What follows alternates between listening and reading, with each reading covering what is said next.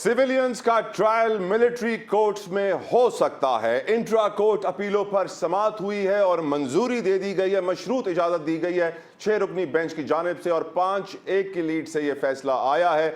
यकीनन ये कहा जा रहा था काफी वक्त से मिलिट्री लॉज की कमी, एब्सेंस की वजह से दहशत गर्दी बढ़ रही है और हमने देखा है DI खान और भी बहुत सारे वाकयात जो गुज़िश्ता दिनों हुए हैं इंतहाई अफसोसनाक हैं और मुल्क में दहशत गर्दी की फजा परवान चढ़ रही है, जिसको हमें रोकना होगा, कंट्रोल करना होगा। अगर मिलिट्री लॉज और मिलिट्री कोर्ट्स इसमें कारगर साबित हो सकते हैं, पाकिस्तान के लिए फायदेमंद हो सकते हैं, तो क्यों नहीं, वाई नॉट। आज ये फैसला भी आ गया है। गुफ्तगू करते हैं हसन अयूब साहब, आपकी नजर में क्या अब दहशत गर्दी में कुछ कमी आएगी? देखिए, दहशतगर्दी में कमी आएगी या नहीं आएगी, लेकिन जो जासूस हैं, यानी आप ये देखिए कि बहुत से सिविलियंस ऐसे थे जो कि दिफा के इदारों में हसास मकामात पर जो है वो जॉब कर रहे हैं।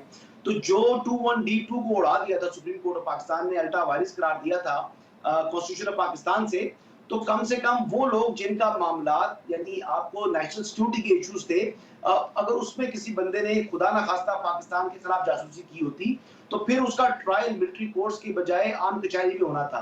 यानी आपने उसको यानी दहशतगर्दी की अदालत में तो नहीं लेके जा सकते थे, फिर आपने उसको सेशन जज के पास लेके जाना था। तो ये इस किस्म की चीजें ऐसी थी जो कि एक बहुत बड़ा जो है एक खला पैदा कर दिया था। जो 23 अक्टूबर का फैसला था 5 रुकनी बेंच का, जिसकी सरबराही मोसेस जस्टिस एजाजुल हसन साहब कर रहे थे। आई डोंट नो कि वो 103 अफराद जो कि 9 मई के वाकयात में मुलव्वस थे, वो एक सियासी जमात से उनका ताल्लुक है, तो उनकी उनकी खातिर उन्होंने एक ऐसा फैसला दे दिया, के कोर्ट में फैसले हैं जो कि बड़े बेंचेस के फैसले हैं, उसके ऊपर वो असरअंदाज हो रहे थे। यानी 5 रुकनी बेंच का फैसला 17 रुकनी बेंच के फैसले के ऊपर असरअंदाज नहीं हो सकता, लेकिन उन्होंने ऐसा फैसला दे दिया, शॉर्ट ऑर्डर दिया, और फिर जो सारा जो कानून थे यानी जो कि आपका 21D2 था, उसी को उन्होंने उड़ा दिया। तो फिर ये एक बड़ा एक गैप, एक खला पैदा हो गया था, जो कि आज का जो 6 रुकनी बेंच है जिसकी सरबराही जस्टिस सदात तारिक मसूद कर रहे थे, उसने उसको सस्पेंड कर दिया है। अच्छा, अभी सस्पेंड भी कर दिया है और मिलिट्री जो कोर्ट्स के अंदर जो सिविलियन का ट्रायल है, वो 103 अफराद की हद तक तो उन्होंने ट्रायल करने की इजाजत दे दी है, लेकिन फाइनल फैसले को मशरूत कर दिया अपने सुप्रीम कोर्ट के इस बेंच के जो फाइनल फैसले से। दूसरी जो अहम बात यह है कि आज जिन जजेस ने यह फैसला दिया, जो कि रियासत पाकिस्तान की कौमी सलामती के लिए बहुत अहम फैसला है और बड़ा खुशआइंद है, जिससे रियासत पाकिस्तान मजबूत हुई है, उनके खिलाफ सोशल मीडिया के ऊपर ट्रोलिंग शुरू कर दी है। और ट्रोलिंग कौन कर रहे हैं? वो उसी सियासी जमात के जो हमारे साथी हैं वो कर रहे हैं। आपको खुदा का खौफ नहीं है कि वो कौमी सलामती के और नेशनल इंटरेस्ट को लोगों ने पसे पुश डाल दी है और इन जजेस की इन्होंने जो है वो तस्दीक शुरू कर दी है। और एक बड़े सीनियर एंकर को मैंने देखा, उसने अजीबोगरीब किस्म के ट्वीट्स लिए हैं, तो जो कि बेइंतहा शर्मनाक है, काबिल मुसम्मत है। और मेरे ख्याल के मुताबिक हमारे जो रियासती इदारे यानी FIA वगैरह को इस मामले को भी टेक अप करना चाहिए, क्योंकि आजादी राय का हक हर इंसान को हासिल है, लेकिन कौमी सलामती के जो अहम अमूर हैं उसके ऊपर कम से कम और जजेस को इस तरीके से प्रेशराइज करने की जो है इजाजत नहीं होनी चाहिए। राइट उमर साहब, हसन साहब, इमरान भाई आपकी तरफ आना चाहूंगा। क्या इस फैसले के बाद हम ये कह सकते हैं कि PTI वालों की मुश्किलात में अब कई गुना और इजाफा हो जाएगा? देखें, वो जो मुश्किलात हैं, जो हमें मुश्किलात नज़र आ रही हैं, वो सारी की सारी मुश्किलात पाकिस्तान तहरीक इंसाफ की खुद पैदा करता है। Agreed.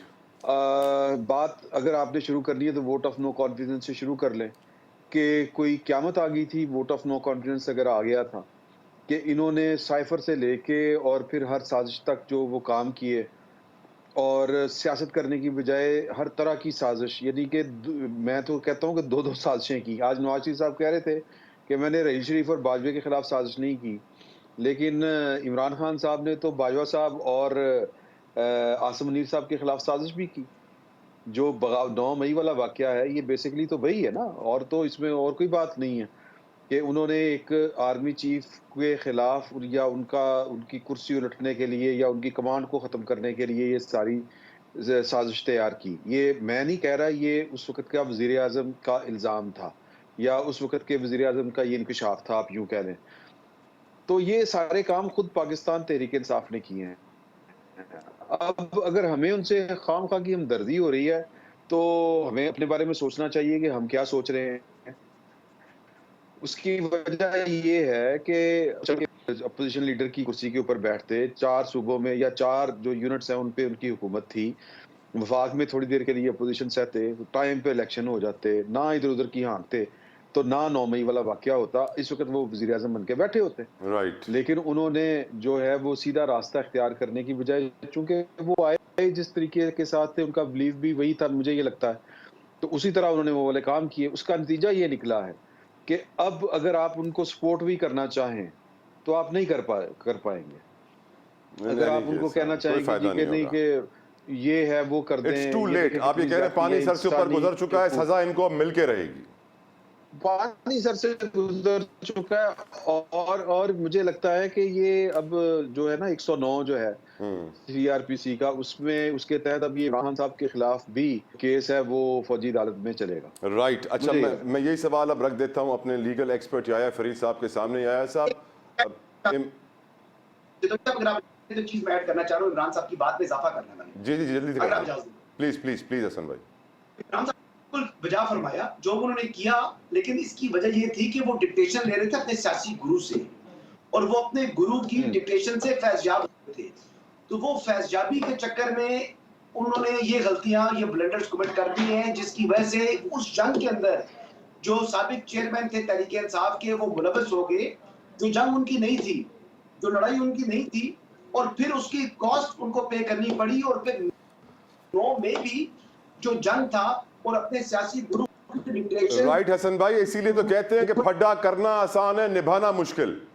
If you would allow me, मैं याया साहब को शामिल गुफ्तगू कर लूं। याया साहब, आपकी नजर में क्या इम्पैक्ट आएगा अब इस फैसले का? देखिए, मेरे ख्याल में आज जो सुप्रीम कोर्ट का फैसला वो कोई बहुत बड़ा फैसला नहीं है। Okay. इनफैक्ट ये एक जो अर्लियर जजमेंट थी सुप्रीम कोर्ट की, उससे सुप्रीम कोर्ट की जो ऑलरेडी एस्टैब्लिश्ड ज्यूरिस्प्रूडेंस रही है 70 साल के अंदर, उसने उस एस्टैब्लिश्ड ज्यूरिस्प्रूडेंस को डिस्टॉर्ट किया था। और आज का जो सुप्रीम कोर्ट का ऑर्डर है वो यकीनन एक इंटरिम ऑर्डर है, लेकिन उस ऑर्डर ने रिस्टोर कर दी है उस पोजीशन को जो हमेशा से एक एक्सेप्टेड पोजीशन रही है सुप्रीम कोर्ट की। आप ब्रिगेडियर एफबी अली के केस से देख लें, और टिल ये प्रेजेंट एरा सुप्रीम कोर्ट हमेशा इसको होल्ड करता रहा है कि सिविलियंस का मिलिट्री कोर्ट्स में ट्रायल होता है, उसके पैरामीटर्स हैं। अगर आप पैरामीटर्स में फॉल नहीं करते तो आपका ट्रायल नहीं हो पाएगा उसमें।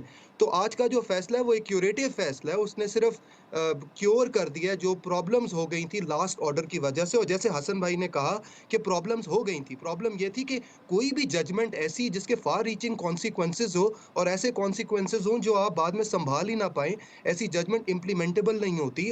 और पास्ट में भी हमने ऐसी जजमेंट्स देखी हैं हमारी ही जुडिशियल हिस्ट्री में जो इम्प्लीमेंटेबल जजमेंट्स नहीं थी, और बाद में सालों साल के बाद सुप्रीम कोर्ट को रिव्यू पिटिशन में उनको करेक्ट करना पड़ा। अब देखिए, कानून साजी किसी शख्स के लिए नहीं की जाती, वो किसी पार्टी के लिए, किसी इंसिडेंट के लिए नहीं की जाती। उसके पीछे एक फंडामेंटल प्रिंसिपल होता है। मिलिट्री कोर्ट्स या सिविलियंस का ट्रायल मिलिट्री कोर्ट्स में होने की भी एक फंडामेंटल प्रिंसिपल है कि आप नहीं चाहते कि अगर नेशनल सिक्योरिटी के रिलेटेड इशू हो तो कोई भी लूप होल या कोई भी प्रीमियम एंटी स्टेट एक्टर्स को या दहशतगर्दों को या ऐसे लोगों को जो आपकी अफवाज को वीकन करना चाहते हैं, उनको कोई भी प्रीमियम या लूप होल मिले। इसी वजह से आपने ये कानून साजी की हुई है। लेकिन ये जो सुप्रीम कोर्ट की जो अर्लियर जजमेंट थी, उससे तो Right. ब्लैंकेट इम्यूनिटी मिल गई थी, और Right. उसका जो इम्प्लीकेशन थी, देखिए जा रही थी जो आपके अपने कैसे हो, आप उनके खिलाफ कुछ कर नहीं सकते थे। तो आज का फैसला बहुत इंपॉर्टेंट फैसला है। Right. और साथ साथ ये वाली बात जो उन्होंने सब्जेक्ट टू कर दी है to the disposal of the case, मेरे ख्याल में ये भी बड़ी खुशाइंद बात है। बिकॉज देखिए, एक्सेस टू जस्टिस हर शहरी का एक फंडामेंटल राइट है। अब ये 103 लोग जो गिरफ्तार हैं, जो फौज की हिरासत में, देखिए इनमें से कुछ बेगुनाह लोग भी होंगे, लेकिन उनका इस तरह के ऑर्डर्स आने से जो प्रोसीडिंग्स है वो होल्ड हुई हुई थी। तो अच्छा है कि अब जब तक सुप्रीम कोर्ट इसके ऊपर एक हतमी फैसला नहीं देती, तो जब तक प्रोसीजर और प्रोसेस जो मिलिट्री कोर्ट्स में होता है, और मिलिट्री कोर्ट में भी एक प्रोसेस होता है, उसमें कानून शहादत एप्लीकेबल है, सीआरपीसी की शिर्क उसके ऊपर एप्लीकेबल है, उसमें भी आपने ट्रायल करना है, विटनेसेस देने हैं, एविडेंस लेना है, आर्ग्यूमेंट सुननी है। तो वो सारा प्रोसेस तो कंप्लीट हो, और उसके बाद जो सुप्रीम कोर्ट का फैसला आएगा उसके ऊपर फिर बाद में अनाउंसमेंट कर दी जाए कन्विक्शन है या नहीं है। तो कहीं से ये जो जजमेंट है, इसका मतलब ये भी नहीं है कि पीटीआई के लोगों के ऊपर अब फैसले आ जाएंगे, और इसका ये भी मतलब नहीं है कि उनको रहा कर दिया जाएगा। मेरिट पे फैसले होंगे जो होने चाहिए, और मेरिट के ऊपर फैसले आने चाहिए। बहुत बहुत शुक्रिया याया फरीद साहब। हसन अयूब साहब, इमरान शफकत साहब, आप तीनों खुसूसी मेहमानों का मैं बेहद मशकूर शुक्रगुजार हूँ। आपने अपना वक्त हमारे लिए निकाला। एक ब्रेक के बाद प्रोग्राम जारी रहेगा, आप कहीं मत जाएगा, स्टे ट्यून्ड।